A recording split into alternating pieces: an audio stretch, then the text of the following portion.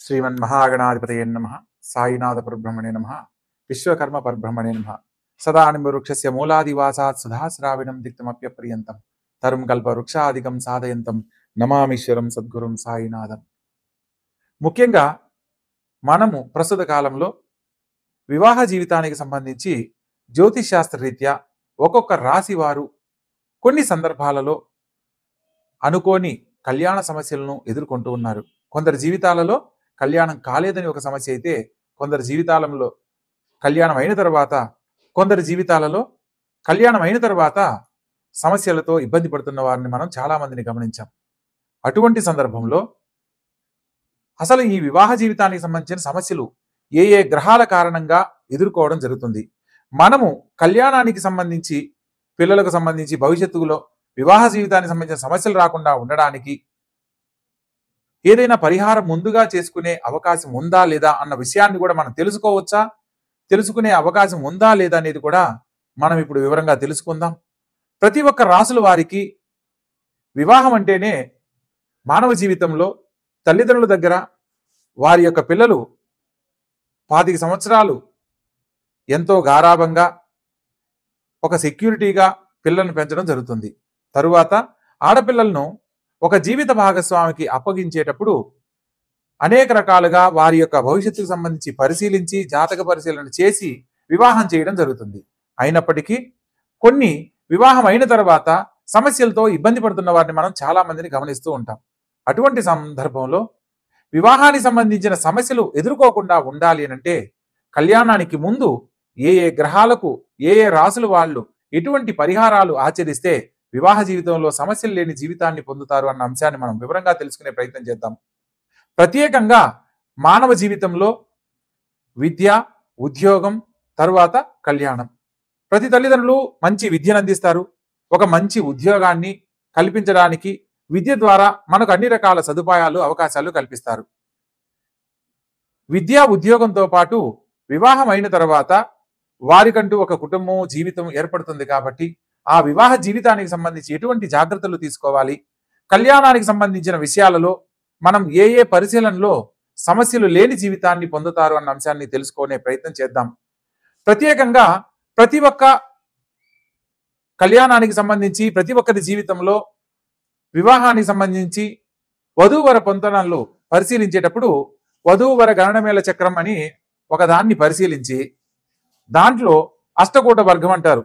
8 రకాల పాయింట్లలో అంటే నాడీ కూటము, భగుట కూటము, రాశి కూటము, నక్షత్ర కూటము, వశ్య కూటము, ఇట్లా 8 రకాలను పరిశీలించి 36 పాయింట్లకు 18 పాయింట్లు వస్తే కళ్యాణానికి అనుకూలమని, 18 పాయింట్ల కంటే తక్కువ వస్తే కళ్యాణానికి అనుకూలం కాదని, కళ్యాణము 18 పాయింట్ల కంటే ఎక్కువ వస్తే చాలా ఉత్తమోత్తమైనదిగా భావిస్తూ ఉంటారు. కానీ జ్యోతిష్ శాస్త్రం ప్రకారము ప్రతి ఒక్కరి జీవితంలో వివాహానికి సంబంధించి వీరికి వివాహం చేయవచ్చు అని తెలుసుకోవడానికి ఒక సాధారణ పట్టిక మాత్రమే. ప్రత్యేకంగా సప్తమ స్థానాన్ని, కలత్ర స్థానాధిపతి ఉన్న స్థానాన్ని బట్టి మాత్రమే వివాహ జీవితంలో వారు ఎటువంటి స్థితిగతులు పొందగలరో వివరంగా తెలుసుకోవడానికి అవకాశం ఉంటుంది అనేది జ్యోతిష్ శాస్త్రం పరిజ్ఞానం ఉన్న మాలాంటి వారు మాత్రమే దీని గురించి పరిశీలనలో వివరంగా తెలియజేయడానికి అవకాశం ఉంటుంది.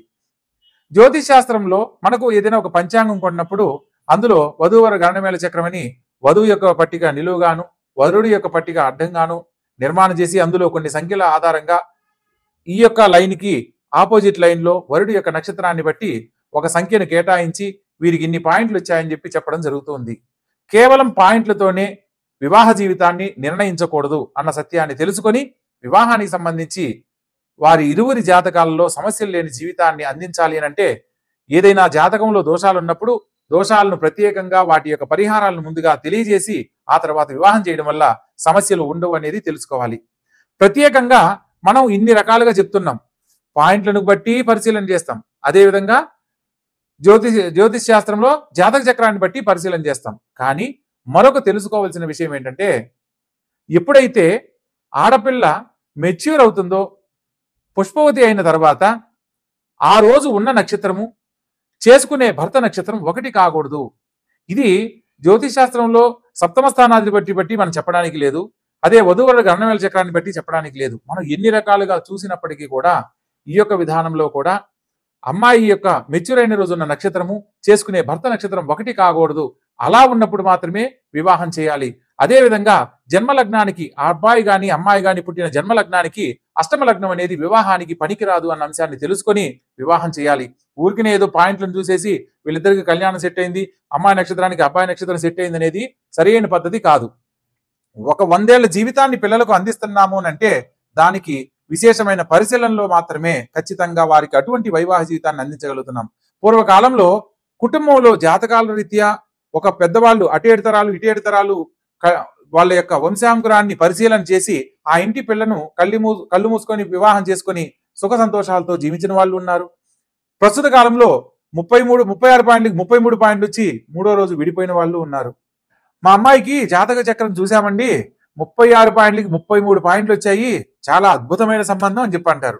కానీ కరెక్ట్ గా ఒక నెల గడిచేసరికి ఏమిటోనండి మంచి సంబంధం అని చెప్పి చేశాము, అబ్బాయి మంచివాడు కాదు, అబ్బాయి వాళ్ళ కుటుంబం మంచిది కాదు, అబ్బాయి వాళ్ళ తల్లిదండ్రులు మంచిది కాదు అని వెంటనే ఇలా మాట్లాడుతూ ఉంటారు. కొందరు తల్లిదండ్రులు అయితే ఎన్ని సంబంధాలు చూసినా పిల్లలకు కుదరట్లేదని సిద్ధాంతం తెలిసిన వారి దగ్గరికి వచ్చి, గురువుగారు ఎలాగైనా మా అమ్మాయికి చాలా అంటే 1.5 సంవత్సరం తర్వాత ఈ సంబంధం వచ్చింది, ఎలాగైనా మీరు ఓకే చేయండి, మా అమ్మాయికి పెళ్లి చేయాలనుకుంటున్నాము అని చెప్పి అంటారు. ఇక్కడ వీళ్ళు తీసుకునే తొందరపాటు నిర్ణయాల వల్ల వాళ్ళకేదో అవమానం జరుగుతుందనో, పెళ్లికి పోయినా మీ అమ్మాయికి ఇంకా పెళ్లి కాలేదని ఎదుటి వాళ్ళు ఎవరు అడుగుతున్నారని కనుక ఆడపిల్లకు పెళ్లి చేస్తే ఆ పాప సమస్యలతో ఇబ్బందికరమైన జీవితాన్నే పొందుతుంది. ఎందుకంటే అక్కడ ఏదో ఒకటి కాదు సంబంధం చేయాల్సింది. ఆ అమ్మాయికి ఒక 100 ఏళ్ల జీవితాన్ని ఇస్తున్నామనంటే 1-10 సార్లు ఆలోచించి చేయాలి. ఇక్కడ తొందరపాటు నిర్ణయాల వల్ల కొందరు జీవితాల్లో సమస్యలు ఎదుర్కొంటుంటే మరికొందరు జీవితాలలో వివాహానికి సంబంధించి ఈ యొక్క వధూవరుడు గండమేళ చక్రాన్ని చూసి మా అమ్మాయికి ఈ సంబంధం ఓకే అవుతుందండి, చాలా బాగుంది, అబ్బాయి వాళ్ళ కుటుంబం చాలా బాగుంది అని చెప్పి చేసేసి తర్వాత ఇబ్బంది పడుతున్న వాళ్ళని మనం గమనిస్తూ ఉంటాం. ఇక ఇటువంటి సమస్యలు రాకుండా ఉండడానికి ప్రతి ఒక్కరూ కూడా ఈ యొక్క వీడియో ద్వారా కొన్ని విషయాలు ఒక్కొక్క రాశుల వారిగా తెలుసుకునే అవకాశాన్ని కల్పించాలనే సంకల్పంతో ఈ యొక్క వీడియో చేయడం జరుగుతుంది. ప్రతి ఒక్కరూ ఈ యొక్క వీడియోని చివరి వరకు చూడండి, మరిన్ని వివరాలు తెలుసుకోండి. మీకు ఏదన్నా సందేహాలు ఉంటే కామెంట్ రూపంలో తెలియజేయండి, వాటి మీద కూడా మరిన్ని వీడియోలు చేయడం జరుగుతుంది. ప్రతి ఒక్కరి జీవితంలో ఆనందకరమైన జీవితాన్ని వివాహ జీవితం ద్వారా అందించాలనే మా యొక్క ఈ ప్రయత్నంలో చూసిన ప్రతి ఒక్కరూ కూడా దీన్ని తెలుసుకొని మరికొందరికి తెలియజేసే ప్రయత్నం చేయండి. ఇక ఒక్కొక్క రాశుల వారిగా మనం వివరంగా తెలుసుకుందాం. మకర రాశి. ఈ యొక్క మకర రాశి జాతకులను కనుక పరిశీలించినట్లయితే వెరీ స్ట్రైట్ ఫార్వర్డ్ గా ఉంటారు. మకర రాశికి అధిపతి శని భగవంతుడు కాబట్టి ఖచ్చితమైన ధోరణితో కలిగి ఉంటారు. ఎమోషనల్ ఎక్స్ప్రెషన్స్ తక్కువగా ఉంటాయి. ఖచ్చితమైన నిర్ణయాల వల్ల కోరుకున్న వారితో జీవితాన్ని సంపూర్ణమైన ఆనందాన్ని పొందలేని పరిస్థితులు కొందరి జీవితాల్లో ఏర్పడుతూ ఉంటాయి. ప్రత్యేకంగా ఈ యొక్క శని భగవంతుడు జన్మలగ్నం నుంచి 6, 8, 12 స్థానాల్లో కనుక ఉన్నట్లయితే జీవిత భాగస్వామితో సత్సంబంధాలు పొందలేని పరిస్థితి ఏర్పడుతుంది. ప్రత్యేకంగా ఈ యొక్క మకర రాశికి 7వ స్థానంలో కర్కాటక రాశి సంచారము, కర్కాటక రాశికి అధిపతి అయిన చంద్రుడు గనక పాప సంబంధమైన ఉన్నట్లయితే దాంపత్య జీవితంలో సంపూర్ణమైన ఆనందాన్ని పొందలేరు. కొన్ని సందర్భాలలో భర్త వైపు సంపూర్ణమైన ఆనందాన్ని పొందలేక లేదా భర్త భార్య వైపు సంతోషమైన ఆనందాన్ని పొందలేక ఇతరులకు దగ్గరయ్యే పరిస్థితులు ఏర్పడతాయి. ప్రత్యేకంగా ఈ రాశి వారికి శుక్రుడు గనక 5, 7, 12 స్థానాల్లో గనక ఉన్నట్లయితే రొమాన్స్ అట్రాక్షన్ కి దగ్గరవుతారు. ప్రత్యేకంగా శుక్రుడు గనక రాహువు కేతువుతో గనక కలిసినప్పుడు సీక్రెట్ గా వ్యవహరించడము, ఎదుటివారికి అట్రాక్ట్ అయ్యే విషయాల్లో కానీ ఎక్స్ట్రా మ్యారియల్ ఇంట్రెస్ట్ చూపడం కానీ ఖచ్చితంగా జరిగి తీరుతాయి. అదేవిధంగా శుక్రుడు కుజుడితో గనక కలిసి ఉంటే స్థిరమైన నిర్ణయాలు తీసుకోలేక తాత్కాలిక ఆనందాల కొరకు ఇతరులకు దగ్గరయ్యే పరిస్థితులు ఖచ్చితంగా జరుగుతాయి. కాబట్టి వీలైనంత వరకు ప్రతి విషయంలో ఆలోచించి నిర్ణయం తీసుకుని ముందడుగు వేయాలి. కుజుడు 7వ దృష్టితో 7వ స్థానంలో కనుక ఉన్నట్లయితే దాంపత్య జీవితంలో ఫ్రస్ట్రేషన్కు లోనయ్యి ఖచ్చితంగా మాట్లాడే స్వభావం వల్ల నిరంతరము తగువులు గలాటాలకు దగ్గరయ్యి జీవిత భాగస్వామితో వాదోపవాదంలోకి దిగి జీవితాన్ని పాడు చేసుకుంటారు అన్న సత్యాన్ని తెలుసుకోవాలి.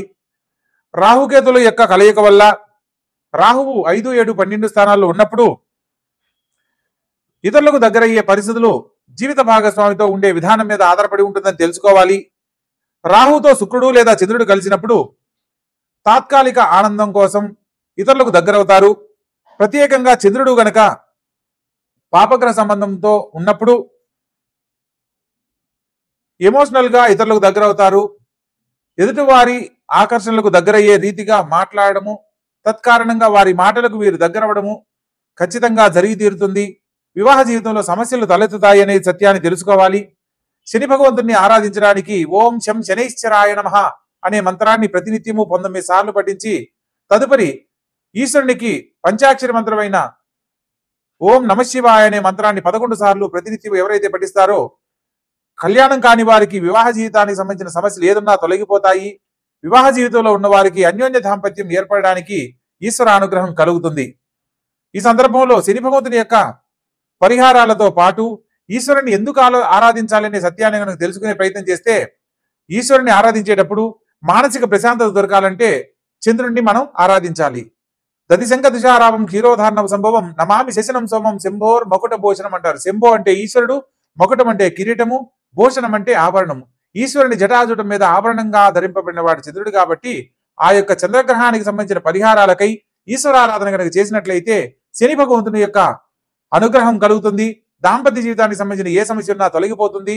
మానసిక ప్రశాంతత తప్పకుండా దొరుకుతుంది అన్న సత్యాన్ని తెలుసుకోవచ్చు. ప్రత్యేకంగా ఈ రాశి వారు శనివారం నాడు మధ్యాహ్నం 12 గంటల వరకు ఉపవాస నియమాలు పాటించడము, లేదా శంకుమల్లి పుష్పాలు అని నీలివర్ణంలో ఉన్న పుష్పాలను శని భగవంతునికి లేదా శివలింగానకు సమర్పించి మనసులో ఉన్న కోరిక కనుక చెప్పుకున్నట్లయితే సమస్త దాంపత్య జీవితంలో ఉన్న సమస్యల దోషాలన్నీ తొలగిపోయి అన్యోన్య దాంపత్యం ఏర్పడుతుంది. తెలుసుకున్నది చక్కగా ఆచరించండి. ఆనందకరమైన జీవితంలో జీవించండి.